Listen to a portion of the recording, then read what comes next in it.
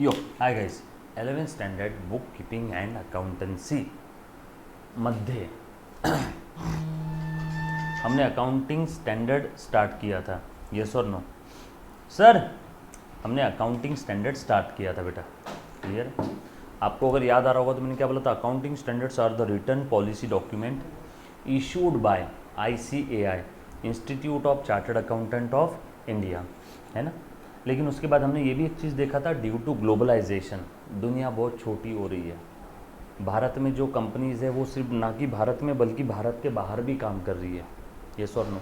तो उन कंपनीज़ को वहाँ के भी अकाउंटिंग स्टैंडर्ड फॉलो करने हैं, इंडिया के भी करने हैं। अकाउंटेंट परेशान हो गया था, इसलिए ऐसे अकाउंटिंग स्टैंडर्ड आए जो ग्लोबली सारी दुनिया इस पृथ्वी पे अप्लीकेबल है ना। मैक्सिमम कंट्रीज़ उन अकाउंटिंग स्टैंडर्ड्स को फॉलो करती है, उन्हें हम लोग प्यार से कहते हैं ग्लोबल अकाउंटिंग स्टैंडर्ड।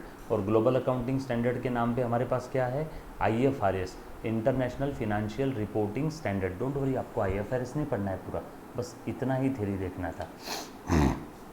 डन? चल आ जाओ, थोड़ा सा आगे बढ़ रहा हूँ, अब अच्छे से ध्यान देना। अब इंडिया में अकाउंटिंग स्टैंडर्ड का स्टेटस क्या है? यस और नो? ये हमने देख लिया था लास्ट लेक्चर में, अकाउंटिंग स्टैंडर्ड्स के बारे में सारी डिटेल। यस और नो? किसने इशू किया, क्या है, क्या ज़रूरत है, इम्पोर्टेंस क्या है, क्यों है, ग्लोबल अकाउंटिंग स्टैंडर्ड्स के बारे में देखा था। अब आ जाओ, मैं यहाँ पे आपको बताने जा रहा हूँ now accounting standards in India. अब बताओ, मैं ग्लोबल AS की बात कर रहा हूँ या लोकल AS की? अब इन इंडिया लिख दिया तो मैं लोकल AS की बात कर रहा हूँ, जो इंडिया में अप्लीकेबल है अकाउंटिंग स्टैंडर्ड। और ग्लोबली जो अप्लीकेबल है, ग्लोबल AS कौन से है? IFRS। Local AS AS, global AS IFRS, local AS AS। Local AS यानी अकाउंटिंग स्टैंडर्ड्स, ग्लोबल AS यानी जो ग्लोबली एप्लीकेबल है वो क्या है? IFRS, right. चलो आ जाओ, लेक्चर सारे देखने हैं। अब अच्छे से ध्यान दो क्या चीज़ है। तो अब AS का थोड़ा बहुत इतिहास, थोड़ी बहुत हिस्ट्री बताऊंगा। क्या है? इंडिया में ICAI, institute of chartered accountant of India, आज़ादी के 2 साल बाद पैदा होगी। ICAI, institute of chartered accountant of India, क्या करती है बेटा? ये ICAI का एक काउंसिल है। ICAI का एक काउंसिल है। ICAI के अंदर एक बोर्ड है जिसका नाम है अकाउंटिंग स्टैंडर्ड बोर्ड। ICAI के अंदर एक बॉडी है जिसका नाम है ASB, है ना। प्यार से मैं ऐसा बोल सकता हूँ, council of ICAI constituted ASB। ICAI ने क्या पैदा किया? Accounting standard board. कब पैदा किया? ऑन 21 अप्रैल 1997।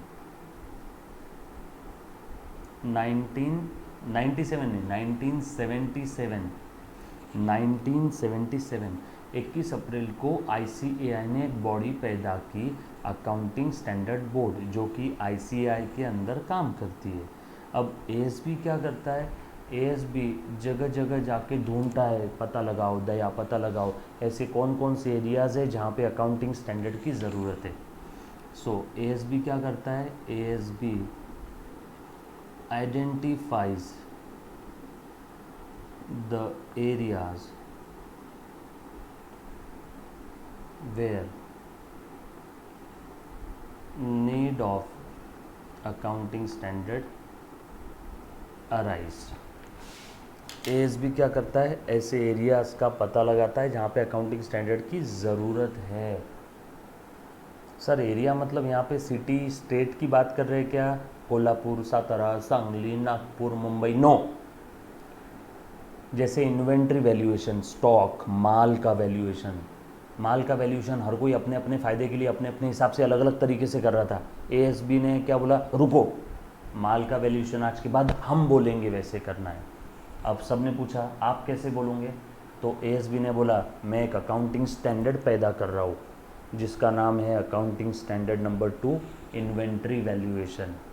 तो आज के बाद हर कोई इन्वेंट्री यानी माल यानी स्टॉक यानी अनसोल्ड गुड का वैल्यूएशन कैसे करेगा, ऐसे जैसे एएस में लिखा है। समझ में आए? तो इन्वेंट्री वैल्यूएशन ये एक एरिया हुआ जहाँ पे अकाउंटिंग स्टैंडर्ड की ज़रूरत थी। फिर गुडविल का वैल्यूएशन कैसे करना है, goodwill name and fame of the business, reputation of the business, उसका वैल्यूएशन कैसे करना है, उसके लिए भी अकाउंटिंग स्टैंडर्ड आया। फिक्स असेट का वैल्यूएशन कैसे करना है, उसके लिए अकाउंटिंग स्टैंडर्ड आया। बाप रे बाप बाप बाप, ऐसे बहुत सारे अकाउंटिंग स्टैंडर्ड आते गए आते गए आते गए। सो टोटल कितने अकाउंटिंग स्टैंडर्ड है, 32, 32। ओ हो। सो एएसबी क्या करता है बेटा, एएसबी ऐसे एरिया का पता लगाता है, देन एएसबी देन एएसबी क्या करता है एरिया का पता लगाने के बाद में, then ASB formulate accounting standards, है ना। कैसे फॉर्मुलेट करता है, after considering applicable laws, rules, regulations, जो भी करंट रूल्स रेगुलेशन लॉज है उन्हें मद्देनज़र रखते हुए एएसबी अकाउंटिंग स्टैंडर्ड बनाता है ना। जो भी करंट बिजनेस एनवायरनमेंट है, हाल फिलहाल की मार्केट की स्थिति कैसे है, इन सारी चीज़ों को मद्देनज़र रखते हुए एएसबी अकाउंटिंग स्टैंडर्ड फॉर्मुलेट करता है। सो आईसीआई ने पैदा किया एएसबी को, एएसबी पैदा करेगा अकाउंटिंग स्टैंडर्ड्स को, किसको मद्देनज़र रखते हुए, अप्लीकेबल रूल्स रेगुलेशन लॉज को, इन सारी चीज़ों को मद्देनज़र रखते हुए एएसबी फॉर्मुलेट करेगा अकाउंटिंग स्टैंडर्ड्स। यस और नो, पक्की बात है, पक्का, डन, चलो आगे। हाँ, अब अच्छे से ध्यान देना, प्लीज़ ध्यान दो बेटा। ये हो गया आपका एएस का। अब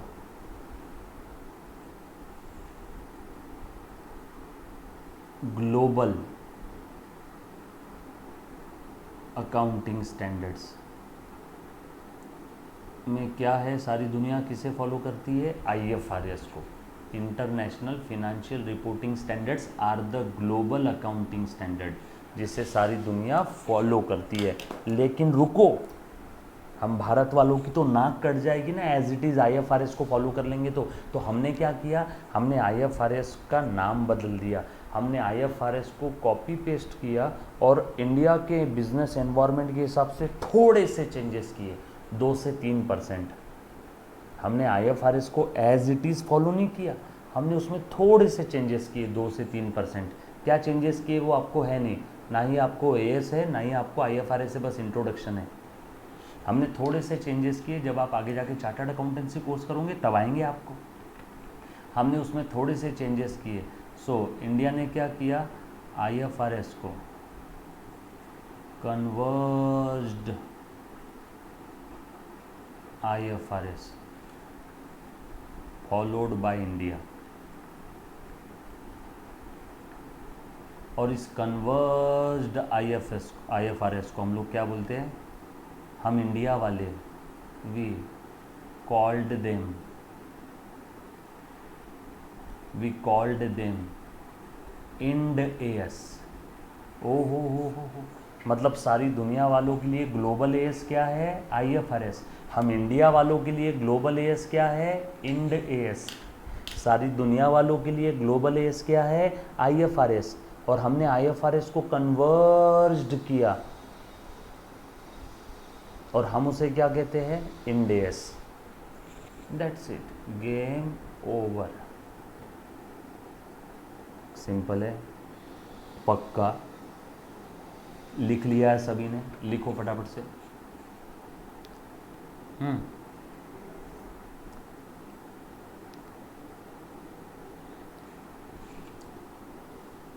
लिखो।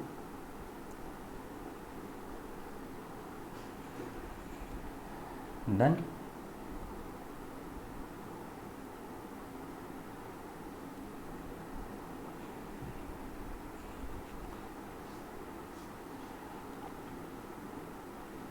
चलो आ जाओ।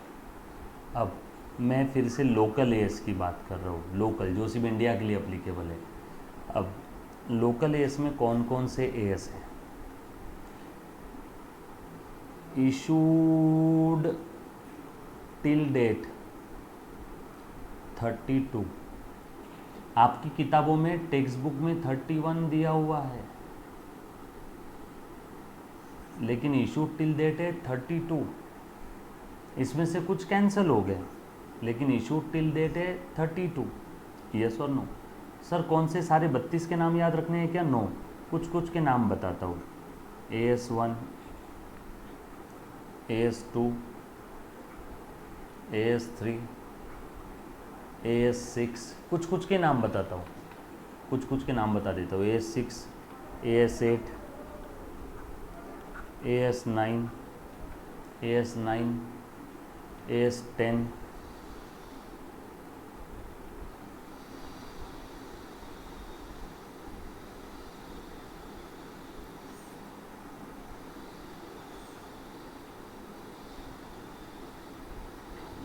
उसके बाद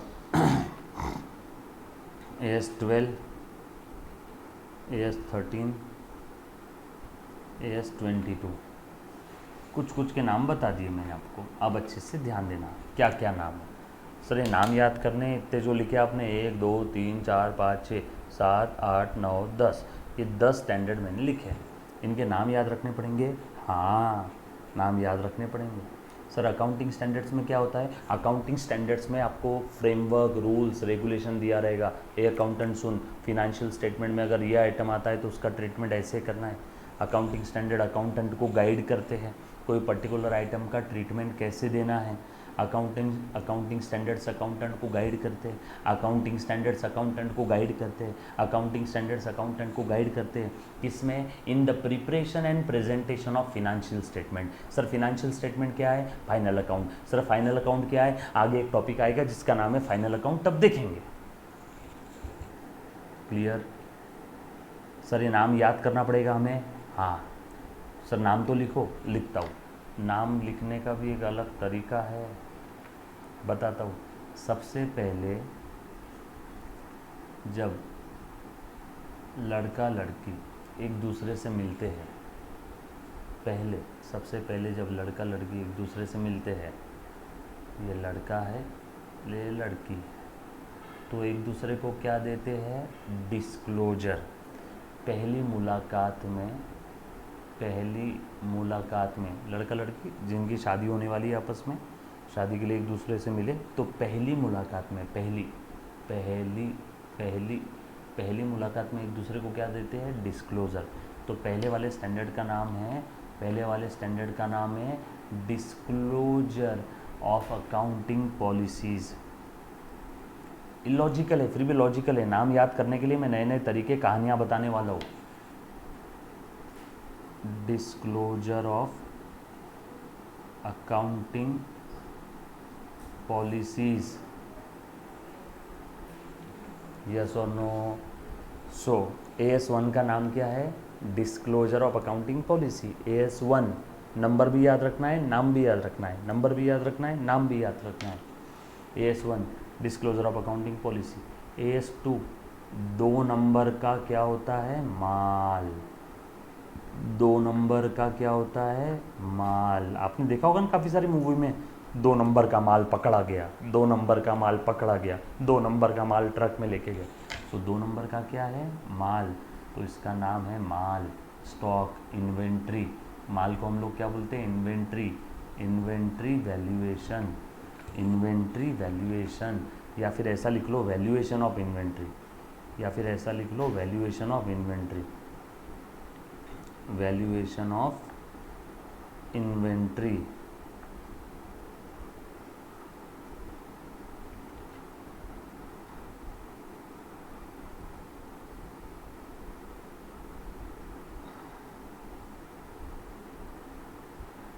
दो नंबर का माल, वैल्यूएशन ऑफ इन्वेंट्री, है ना? ये 2 नंबर का माल, 2 नंबर यानी AS2 और माल यानी इन्वेंट्री, 2 के लिए इन्वेंट्री। पहली मुलाकात में डिस्क्लोज़र देते हैं एक दूसरे को।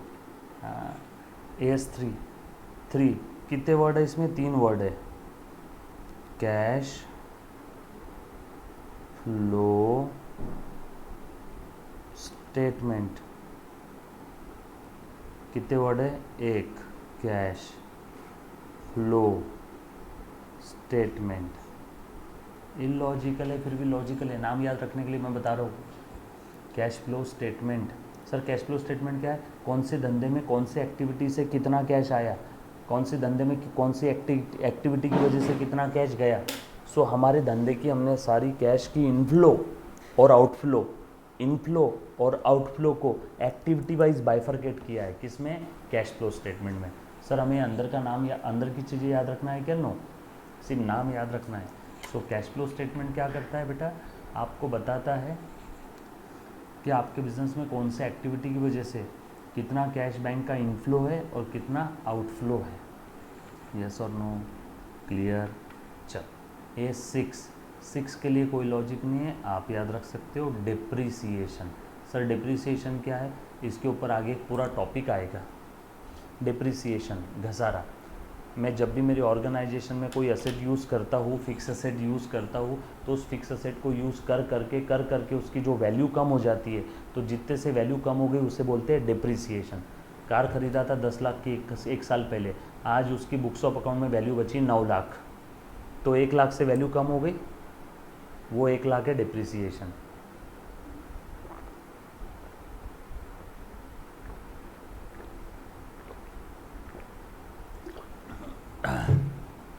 तो A6 आपको डिप्रिसिएशन की अकाउंटिंग ट्रीटमेंट के बारे में बताता है।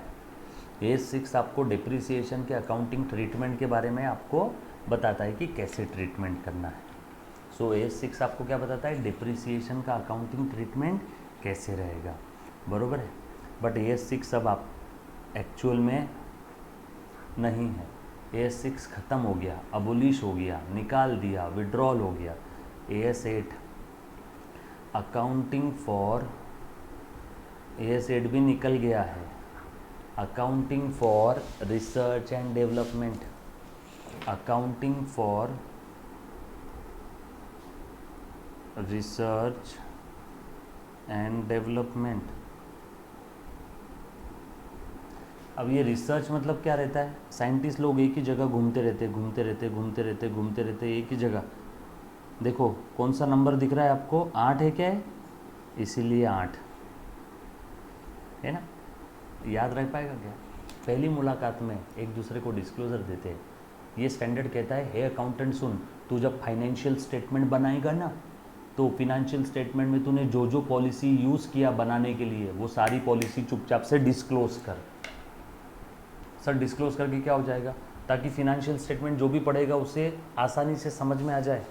फिनेंशियल स्टेटमेंट बनाते वक्त जो भी पॉलिसी तूने यूज़ किया, वो पॉलिसी का डिस्क्लोजर देना है, बरोबर। AS2 इन्वेंट्री का वैल्यूएशन कैसे करना है, किसके पास जाना है? AS2 के पास। कैश फ्लो स्टेटमेंट क्या बताता है? ऑर्गेनाइजेशन के अंदर में जो भी कैश बैंक से पैसा आ रहा है और कैश बैंक से जो पैसा जा रहा है, तो कौन से एक्टिविटी की वजह से कितना पैसा आया, कौन से एक्टिविटी की वजह से कितना पैसा गया, ये सारी चीज़ें आपको कौन बताएगा? AS3। कैसे बनाना है कैश फ्लो स्टेटमेंट? AS3 से पूछो, है ना। उसके बाद AS9 रेवेन्यू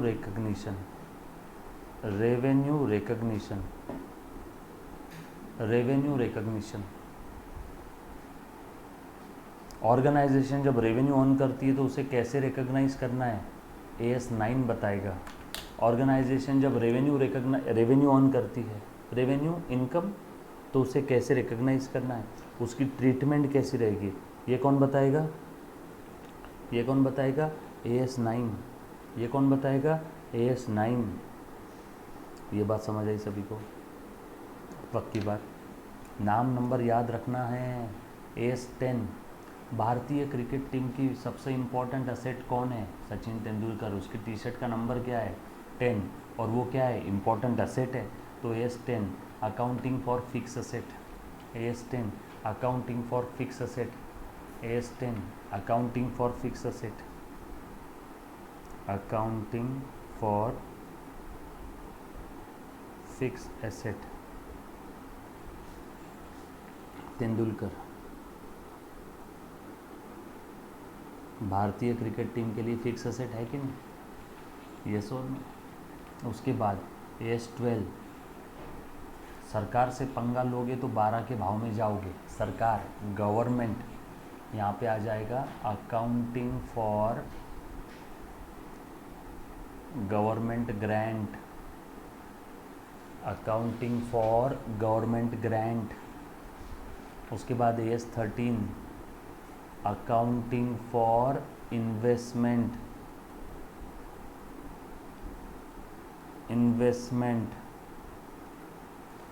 और 22 है accounting for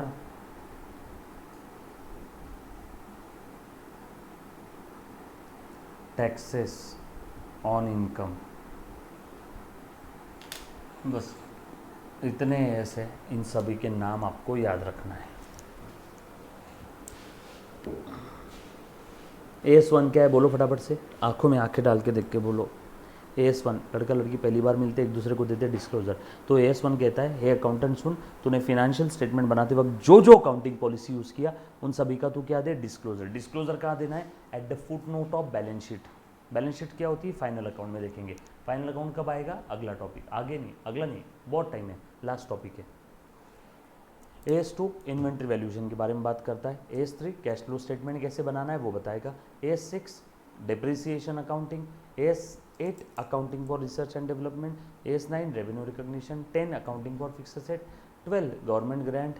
13 investment and 22 taxes on income. 22 taxes on income. Clear? पक्का? डन? यहाँ तक किसी को कोई तकलीफ? याद रहेंगे नाम?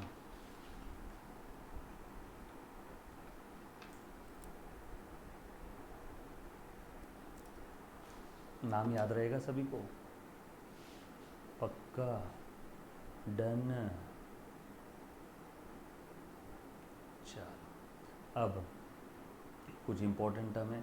जैसे मैंने आपको असेट के बारे में बता दिया था, अब जैसे मैंने आपको असेट के बारे में बता दिया था, है ना? आ जाओ कुछ इम्पोर्टेंट टर्म बताता हूँ, कुछ इम्पोर्टेंट टर्म बता रहा हूँ बेटा, अच्छे से ध्यान देना। कैपिटल ड्राइंग के बारे में मैंने आपको बता दिया था, कैपिटल क्या होता है, ड्राइंग क्या होता है। अब ध्यान दो, जैसे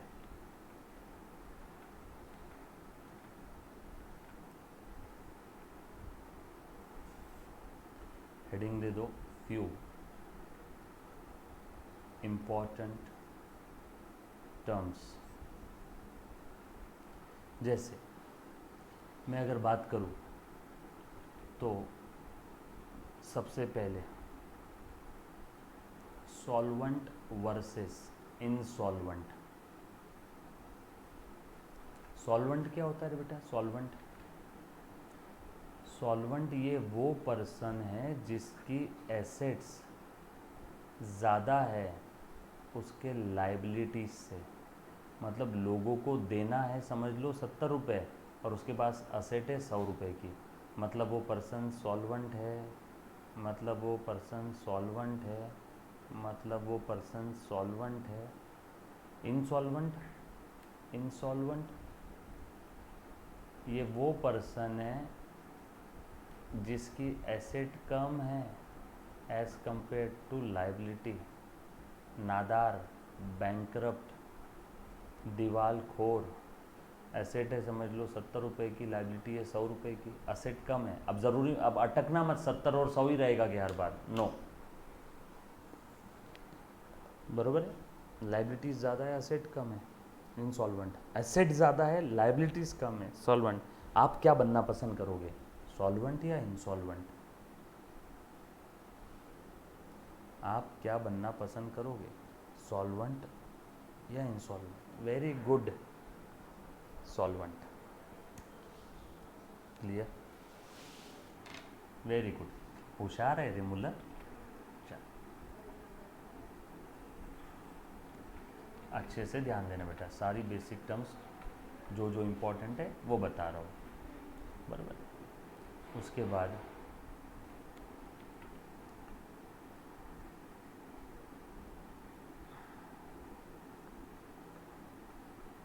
अकाउंटिंग ईयर पूरा ही लिखता हूँ स्पेलिंग। अकाउंटिंग ईयर जनरली कितने मंथ्स का रहता है?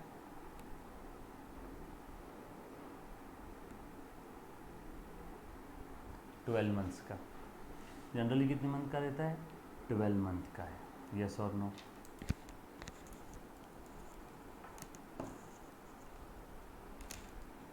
ध्यान देना। अब ये 12 मंथ्स कुछ भी हो सकते हैं, दिवाली से दिवाली, ईद से ईद, गुड़ी पाड़वा से गुड़ी पाड़वा, क्रिसमस से क्रिसमस। क्या बात कर रहे हो सर? हाँ। And at the end of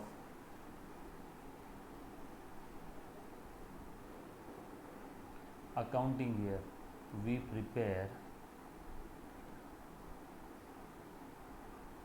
financial statements। Financial statements क्या होते हैं ये फाइनल अकाउंट्स में देखेंगे। At the end of accounting year, है ना?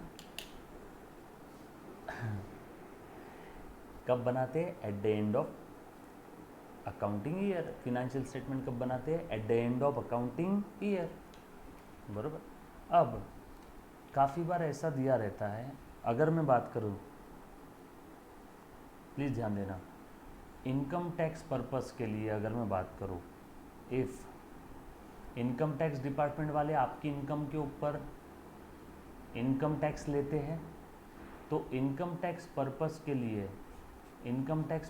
के लिए अकाउंटिंग ईयर रहेगा 1 अप्रैल से लेके नेक्स्ट ईयर का 31 मार्च। बरोबर है? फॉर एग्ज़ाम्पल 1 अप्रैल 2019 को शुरू हुआ तो 31 मार्च 2020 को ख़त्म होगा। ये इनकम टैक्स पर्पस का फिनेंशियल ईयर है। 1 अप्रैल 2020 को शुरू हुआ तो 31 मार्च 2021 को ख़त्म होगा। 1 अप्रैल 2021 को शुरू हुआ तो नेक्स्ट ईयर का 31 मार्च 22 को ख़त्म होगा। 1 अप्रैल 2022 को शुरू हुआ तो 31 मार्च 2023 को ख़त्म होगा। समझे? इनकम टैक्स पर्पस के लिए जब भी आपको आपकी इनकम के ऊपर इनकम टैक्स कैलकुलेट करके सरकार को टैक्स भरना है, तो सरकार बोलती है रुक, कौन से पीरियड के लिए कैलकुलेट कर रहा है? तो ये नहीं बोल सकते कि हम तो दिवाली से दिवाली अकाउंटिंग करते हैं, तो दिवाली से दिवाली इनकम टैक्स कैलकुलेट करते, नहीं चलेगा। हर कोई बोलेगा Gudi Padwa, Diwali, Eid, Christmas, no. Income tax department बोलता है भैया हमारे लिए अकाउंटिंग ईयर है 1 अप्रैल इस साल से लेके अगले साल का 31 मार्च। इस पीरियड में आप जो भी कमाओगे उसके ऊपर टैक्स भरना है नेक्स्ट ईयर। बरोबर है? सो इनकम टैक्स पर्पस के लिए अगर बोला है 19-20 बोला है तो समझ जाना 1/4/19 से 31 मार्च 20। अगर उन्होंने बोला 20-21 तो समझ जाओ 1/4/20 से 31 मार्च 21। अगर उन्होंने बोला 21-22 तो समझ जाओ 1/4/21 से 31 मार्च 22। अगर उन्होंने बोला 22-23 तो समझ जाओ 1/4/22 से 31 मार्च 23।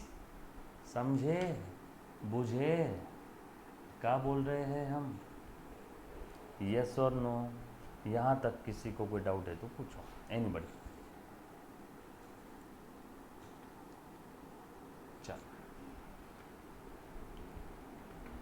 उसके बाद ये लिख लिया बेटा सभी ने?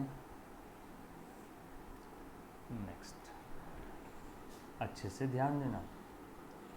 अब जो एंटिटीज़ होती है ना, एंटिटीज़ बिजनेस कंसर्न 2 टाइप की होती है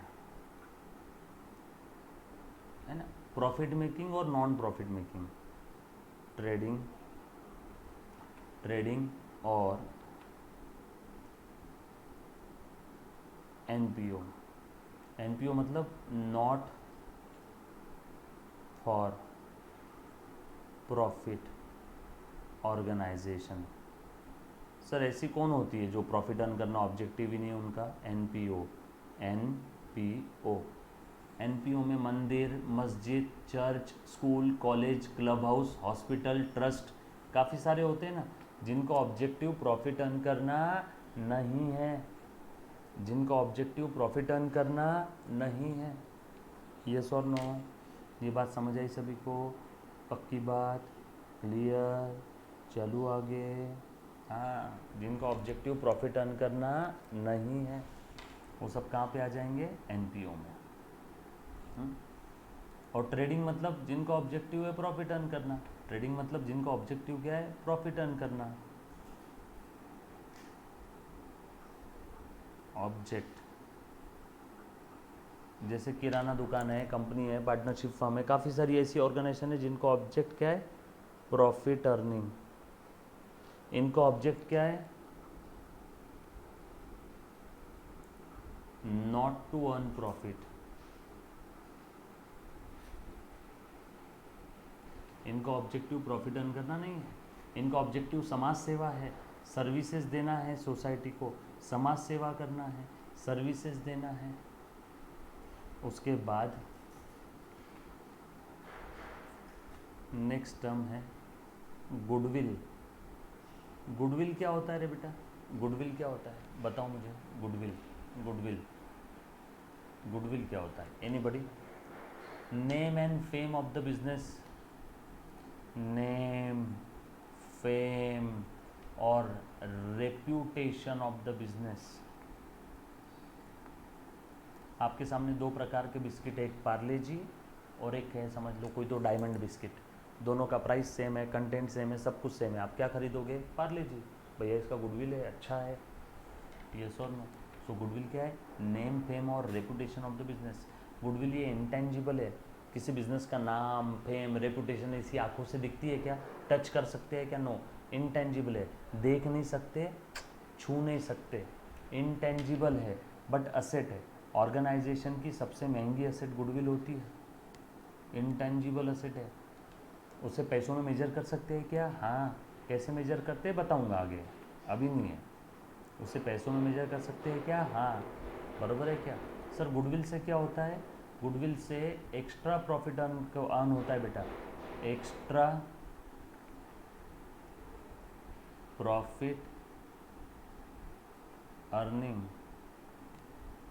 कैपेसिटी ऑफ बिजनेस। यानी क्या हो गया बेटा, goodwill, extra profit earning capacity of the business मतलब क्या हो गया, गुडविल। यस और नो, क्लियर है। उसके बाद एक इम्पॉर्टेंट टर्म बता रहा हूँ, अच्छे से ध्यान देना, मोस्ट इम्पॉर्टेंट आखिरी टर्म, कॉन्टिंजेंट लायबिलिटी। सारे छोटे छोटे कॉन्सेप्ट है, सिर्फ कॉन्सेप्ट है।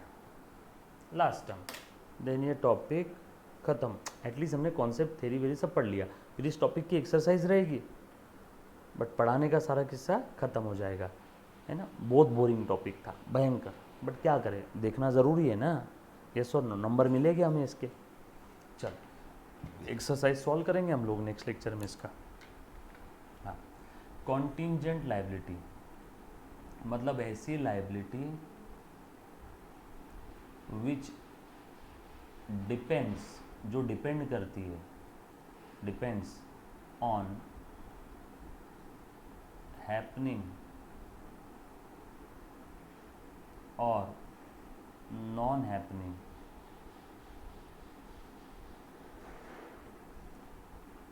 Of some future event.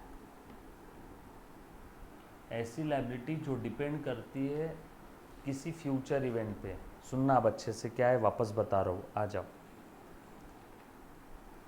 जैसे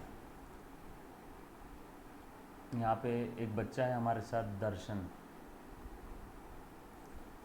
दर्शन का बिस्किट बना के बेचने का काम है, दर्शन का बिस्किट बना के बेचने का काम है ना। प्लीज़ ध्यान देना। सर, पंकज सर, बिस्किट बना के बेचने का काम है ना। ये दिन से छोटा भाई, दर्शन का बिस्किट बना के बेचने का काम है, बरोबर है। और हमारे यहाँ एक और बच्ची है, श्रद्धा। श्रद्धा ये रॉक स्टार है, ये स्टेज शो परफॉर्म करने वाली थी, ये सारे लोग हैं, भीड़ है, भीड़ लगी पड़ी है। अब श्रद्धा ने दर्शन का बनाया हुआ बिस्किट कंज्यूम कर लिया, और श्रद्धा के पेट में हो गई गड़बड़, तो श्रद्धा ने दर्शन के कंपनी के ऊपर केस फाइल कर दिया। ओ हो, समझ रहे हो? श्रद्धा ने दर्शन के कंपनी के ऊपर क्या फाइल कर दिया? केस फाइल कर दिया कंज्यूमर फोरम में जाके, बरोबर है, कंज्यूमर फोरम में जाके केस फाइल कर दिया।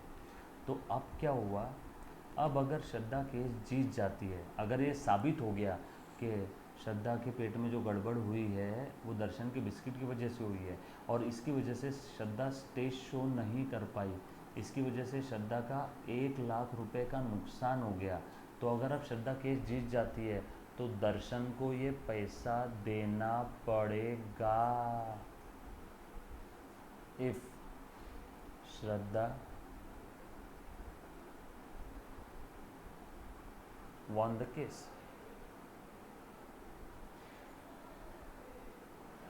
if Shraddha win the case, सही बोल रहा हूँ ना?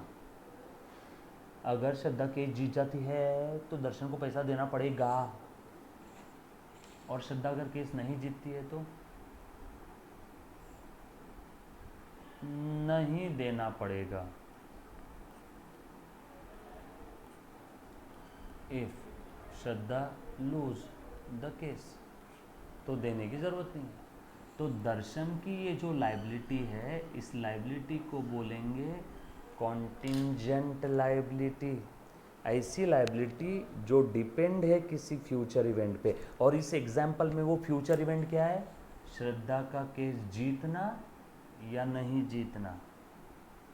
श्रद्धा अगर केस जीत जाती है तो दर्शन को देना पड़ेगा, श्रद्धा अगर केस नहीं जीतती है तो दर्शन को नहीं देना है। तो ये जो लाइबिलिटी है, इस लाइबिलिटी को बोलेंगे कॉन्टिंजेंट लाइबिलिटी। यस और नो? क्लियर है? Liability which depend upon happening और नॉन हैपनिंग। क्या है यहाँ पे? केस जीतना या नहीं जीतना, happening non happening of some future event. हमें आज थोड़ी पता है कि वो केस जीतेगी कि नहीं जीतेगी, ये फ्यूचर इवेंट आज के डेट में अनसर्टन है। क्लियर? पक्का? as a code any student any kind of doubt, simple है। देन इसी के साथ पहला वाला टॉपिक हमारा समाप्त होता है। पहले टॉपिक के अंदर में हाँ, जो देना पड़ेगा उसे लाइबिलिटी बोलेंगे, जो देना पड़ेगा उसे लाइबिलिटी बोलेंगे। इसलिए तुमने बोला दर्शन के लिए कॉन्टिंजेंट लाइबिलिटी है और श्रद्धा के लिए कॉन्टिंजेंट असेट है। श्रद्धा के लिए कॉन्टिंजेंट असेट है, जो सामने वाले के लिए कॉन्टिंजेंट लाइबिलिटी है वो इसके लिए कॉन्टिंजेंट असेट है। कॉन्टिंजेंट लाइबिलिटी, इसे देना पड़ेगा या तो नहीं देना पड़ेगा, देना पड़ेगा या तो नहीं देना पड़ेगा। कॉन्टिंजेंट, हाँ बोला ना कॉन्टिंजेंट एसेट है। कॉन्टिंजेंसी मतलब जिसके अंदर में हो भी सकता है नहीं भी हो सकता है, आज की तारीख में फिक्स नहीं मालूम। क्लियर? ओके, पक्का? Done done done.